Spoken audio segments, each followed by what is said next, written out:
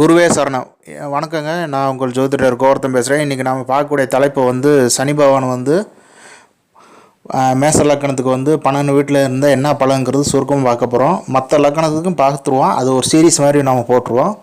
எல்லா லக்கணத்துக்கும் பார்த்துருவோம். ஃபஸ்ட்டு காலபுருஷ தத்துவப்படி மேச லக்கணத்திலே சனி பகவான் இருக்காப்புல மேச லக்கணத்துக்கு. அப்படின்னா என்னென்னா இவர் சின்ன வயசுலேருந்து தொழில் பண்ண ஆரம்பிச்சிருவாப்புல. சின்ன வயசில் எந்த அளவுக்கு தொழில் பண்ணுவார்னு பார்த்தீங்கன்னா, ஒரு 10 வயசுல பார்க்க ஆரம்பித்தீங்கன்னா ஒரு புக்கு பைண்டிங் பண்ணுறது, இது பண்ணுறது, டீ கடையில் போய் டீ வாங்கிட்டு மொத்தமாக வாங்கிட்டு இங்கே சேல்ஸ் பண்ணுறது, அந்த மாதிரி சின்ன சின்ன தொழில் பண்ண ஆரம்பிச்சிருவார். பெரிய தொழிலதிபருக்கு உண்டான வேலையை சின்ன வயசுலேருந்தே பார்க்க ஆரம்பிச்சிருவாப்புல. அந்த மாதிரி வேலையை நிறையா பண்ண ஆரம்பிச்சிருவாப்புல. மருந்து கடையில் போய் மருந்து வாங்கிட்டு இங்கே சேல்ஸ் பண்ணுறது, அதாவது இது பூச்சி மருந்து வாங்கிட்டு சேல்ஸ் பண்ணுறது, மொத்தமாக வாங்கிட்டு லூஸில் சேல்ஸ் பண்ணுறது, இந்த மாதிரி ஒர்க்கெலாம் நிறையா பார்க்க ஆரம்பிச்சுவாப்புல. இப்போ சனி பகவான் லக்கணத்துக்கு 2ல் இருக்காப்புல மேச லக்கணத்துக்கு. அப்படின்னா ரிஷபத்தில் சனி பகவான். இப்போ என்னென்னா சனி பகவான் அந்த வீட்டில் அமைங்கிறது என்னென்னா இவருடைய தொழில் எல்லாமே என்னென்னா இவருக்கு வரக்கூடிய வருமானம் எல்லாமே தொழில் வரக்கூடிய வருமானம் எல்லாத்தையும் மீண்டும் மீண்டும் அந்த தொழிலில் போடுவாப்புல. தொழில் டெவலப்மெண்ட்டுக்கு அது நல்ல ஒரு அமைப்பு. இப்போ ஒரு சின்ன தொழில் பண்ணுறாப்புல அதுலேருந்து வருமானம் வருது, அதை வச்சு இன்னொரு இது பண்ணுவாப்புல. தொழில் பெரிய லெவலில் விருத்தி ஆகிட்டே போயிட்டுருக்கோம். அந்த காசு எல்லாமே தொழிலில் போடுவாப்புல. தொழில் உறுதியாக வருமானம் வந்துகிட்டே இருக்கும். அதனால் என்னென்னா இவங்க தொழில் பண்ணுறது ரொம்ப சிறப்பாக இருக்கும். ஏன்னா 10ஆம் அதிபதி 2ல் உட்காரங்கிறது தொழில் மூலமாக வருமானம் வரும். இவங்கள வேலைக்கு போக சொன்னாலும் வேலைக்கு போக மாட்டாங்க. சின்ன வயசுலேருந்தே காசு பார்த்து ஆரம்பிச்சிருவாங்க. இப்போ மேச லக்கணத்துக்கு சனி பகவான் 3ல் உட்காராப்புல. இது கொஞ்சம் உபஜயஸ்தானத்தில் சனி பகவான் உட்காரது கொஞ்சம் சரியில்லாத அமைப்பு தான். ஏன்னா எந்த ஒரு ஒர்க்கு பண்ணுறதா இருந்தாலும் லேசினஸ் நிறையா இருக்கும். தொழிலில் மட்டும்தான் ஸ்பீடாக இருப்பாங்களே ஒழிய மற்ற விஷயங்களை எல்லாத்துலேயும் லேசினஸ்ஸாக இருக்கும். ஏதாவது ஒரு விஷயத்த சொன்னோன்னா அதுக்கு ஒரு லேசினஸ்ஸு. கவர்மெண்ட்டு ரீதியான ஏதோ அப்ளிகேஷன் போடுறதா இருந்தால் அதுலேயும் ஒரு லேசினஸ் இருக்கும். லேசினஸ் அதிகமாக இருக்கும். அதாவது என்னென்னா சோம்பேறித்தனம் கொஞ்சம் அதிகமாக இருக்கும். தொழிலில் மட்டும்தான் பெரிய கெட்டிக்காரங்களாக இருப்போம். மற்ற விஷயத்தில் கொஞ்சம் இதாக இருக்கும். அதனால் பர்சனல் லைஃப்பில் ரொம்ப நிறைய பாதிப்பு அடையும்.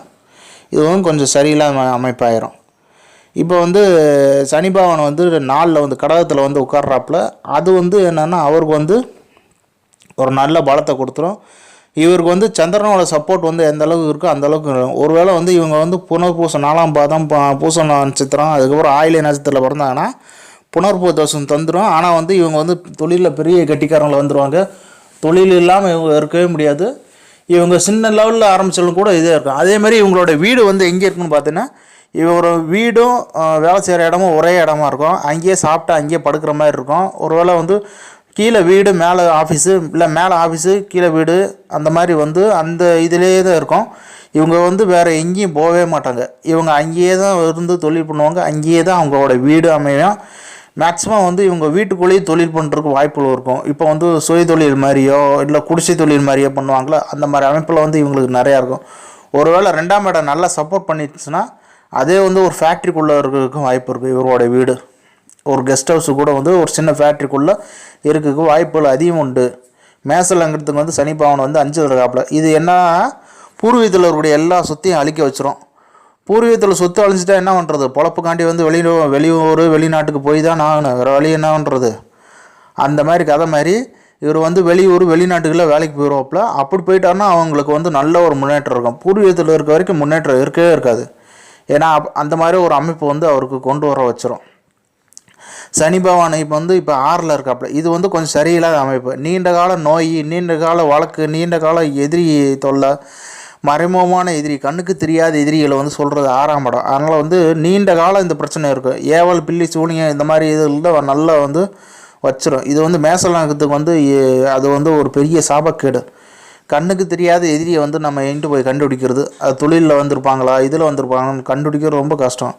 இவங்கள ஈஸியாக இந்த ஏவல் பில்லி சூனியம் இதெல்லாம் அதாவது அதில் அதிகமான அட்டாக் அதிகமாக ஏற்படும் இவங்களுக்கு. அதனால் கன்னி வீட்டில் சனி பகவான் இருக்கிறது சரியில்லாத அமைப்பு மேச லக்கணத்துக்கு மட்டும்.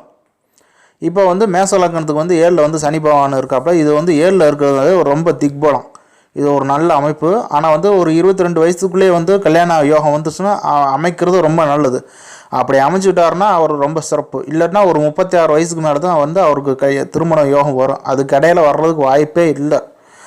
இந்த மாதிரி ஒரு அமைப்பு கொடுத்துருவாப்புல. ரெண்டில் ஏதாவது ஒரு சாய்ஸ். ஒன்று கல்யாணம் பண்ணால் சீக்கிரம் கல்யாணம் பண்ணு, கல்யாணம் இல்லைன்னா லேட்டாக கல்யாணம் பண்ணு, அந்த மாதிரி திரிஷாவா நயன்தாராவா அந்த மாதிரி ஒரு அமைப்பு கொடுத்துரும். 22 36 அந்த மாதிரி ஒரு நம்பரை கொடுத்துரும். 7ல் இருக்கக்கூடிய சனி பகவான். இப்போ வந்து 8ல் இருக்கக்கூடிய சனி பகவான் வந்து தீர்க்க ஆயுள் கொடுத்துருவாப்புல. தீர்க்க ஆயுள் கொடுக்காருன்னா அது கர்ம அனுபவிக்கிறதுக்காண்டிய அமைப்பை வந்து கொடுத்துரும். அப்படின்னா என்ன ஆகுனா, இவங்களுக்கு வந்து இயற்கையிலே வந்து என்னென்னா பாத்ரூம் போகிற பழக்கம் வந்துடும். ஏதாவது ஒரு தண்ணியை குடித்தாலும் சரி, சாப்பாடு சாப்பிட்டாலும் சரி, எடுத்தாலும் வந்து பாத்ரூம் போகிற பழக்கத்துக்கு வந்துடும். மலைக்குடல் ப்ராப்ளம் நிறையா வரும்.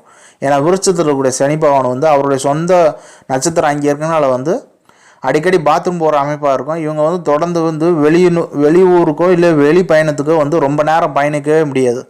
அப்படி போகிறத வந்து இந்த ட்ரெயின் மாதிரி ஒரு அமைப்பில் இருக்கக்கூடியது, அதாவது பாத்ரூம் அட்டாச்மெண்ட் இருக்கணும்.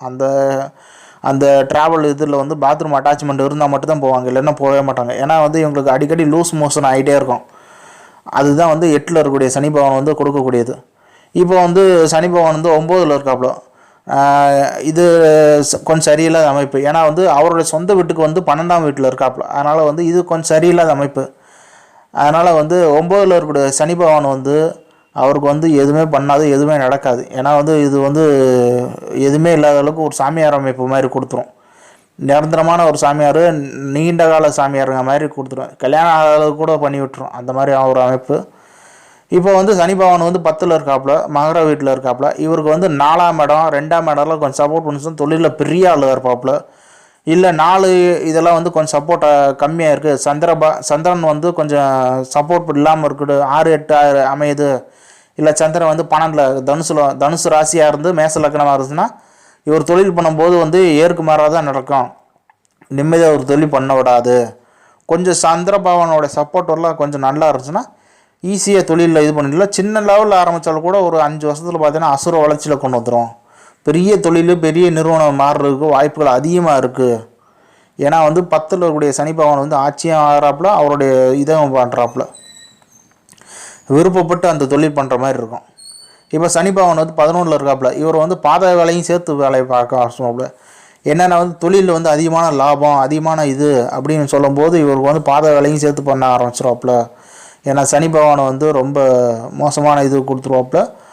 அவருடைய 10ஆம் பார்வையை வந்து பார்த்தீங்கன்னா விருட்சத்தில் விடுற மாதிரி செட் பண்ணிடுவாப்புல. அப்போ வந்து என்னென்னா எப்படி இருந்தாலும் பாதகத்தை பண்ணி விட்டுருவாப்புல. 8ஆம் இடத்தோட வேலையும் செஞ்சு சேர்த்து பார்த்துருவாப்புல. ஏன்னா 10ஆம் பார்வை 8ஆம் வீட்டை பார்க்குறாப்புல. இது எல்லாமே மேச லக்கணத்துக்கு மட்டும்தான். மற்ற லக்கணத்துக்காரங்க இதை பார்த்து குழம்பு வைக்கக்கூடாது. அதுக்கப்புறம் இப்போ சனி பகவான் வந்து 12ல் இருக்காப்புல, மேச லக்கணத்துக்கு 12ஆம் வீட்டில் இருக்காப்புனா தன்னுடைய சொந்த மொழி இல்லாமல் வேறு ஒரு மொழியில் இருக்கக்கூடிய நாட்டில் வந்து இருந்தாருன்னா ரொம்ப சிறப்பு. நாட்டிலையும் சரி மாநிலத்துலையும் சரி. உதாரணத்துக்கு வந்து தமிழ் ஆளாக இருக்காப்புல. இவர் வந்து ஒரு பஞ்சாப் மாநிலத்திலையோ இல்லைன்னா வந்து ஒரு ஹரியானா மாநிலத்திலையோ இல்லைன்னா ஒரு பீகார் இல்லைன்னா மும்பை மகாராஷ்டிரா இந்த மாதிரி ஏரியாவில் இருந்தாங்கன்னா தன்னோட சொந்த மொழி இல்லாத ஒரு ஏரியாவில் இருக்காப்புல. பின்னால் வந்து இவங்க எப்படி எந்த அளவுக்கு வந்து டெவலப் ஆவாங்கன்னா அந்த ஊரில் வந்து அவரே வந்து பெரிய நாட்டமாக மாறிடுவாப்புல.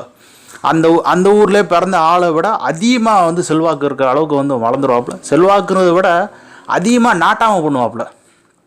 உதாரணத்துக்கு வந்து அந்த இதில் இப்போ மராட்டி லாங்குவேஜ் இருக்குன்னா மராட்டி லாங்குவேஜில் பேசுகிறவங்கள விட இவங்க வந்து அந்த மராட்டி லாங்குவேஜ் வந்து கற்றுக்கிட்டு அந்தளவுக்கு பேச ஆரம்பிச்சிருவாங்க. அந்தளவுக்கு உரிமை எடுத்துக்குவாங்கன்னு நான் சொல்ல வரேன். அந்தளவுக்கு உரிமை எடுத்து அந்த இடத்துல வந்து நல்லா வாழ்ந்துருவாங்கன்னு சொல்கிறேன். இதே பூர்வீகத்தில் இருந்தோன்னா வாழ முடியாது, வெளியே துரத்தி விட்டுரும். அந்த மாதிரி ஒரு அமைப்பு மேசலங்கிறதுக்கு 12ல் வந்து சனி பகவான் இருக்கிறது. ஓகே மக்களே, இந்த மாதிரி பதிவுகள் வந்து நான் நிறையா போடுறேன். கொஞ்சம் சப்போர்ட் பண்ணுங்கள், லைக் பண்ணுங்கள், சப்ஸ்கிரைப் பண்ணுங்கள், ஷேர் பண்ணுங்கள். ஏதாவது வேணும்னா கமெண்ட் பண்ணுங்கள். அது ரிலேட்டடான டாபிக்ஸ் வந்து நான் போடுறேன். இப்போ மேச லக்கணத்துக்கு போட்ட மாதிரி வந்து மற்ற லக்கணத்துக்கு நான் போட்டுறேன். அதே மாதிரி ஒவ்வொரு லக்கணத்துக்கான வந்து 2ஆம் அதிபதி இங்கே இருந்தால் 3ஆம் அதிபதி இங்கே இருந்தான்னு சொல்லி அதையும் சேர்த்து நான் போட்டுறேன். கொஞ்சம் சப்போர்ட் பண்ணுங்கள். மிக்க நன்றி மக்களே. மீண்டும் ஒரு பதிவில் சந்திப்போம். மிக்க நன்றி. வணக்கம்.